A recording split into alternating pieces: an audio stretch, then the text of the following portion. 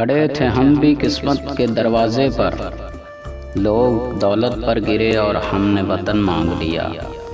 ہماری خاک سے خوشبو وطن کی آئے گی، ہمارا خون اس مٹی کے رنگ میں شامل ہے۔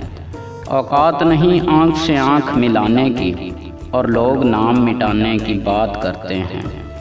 جنون سے اور عشق سے ملتی ہے آزادی۔ ہم تو مٹ جائیں گے اے ارض وطن، تم کو رہنا ہے قیامت کی سحر ہونے تک۔ نظر بری ڈالی اگر تم نے میرے عرض پاک پر، میرا وعدہ ہے دشمن تیری ہستی مٹا دیں گے۔ دنیا کی کوئی طاقت پاکستان کو ختم نہیں کر سکتی۔ قائد اعظم محمد علی جناح۔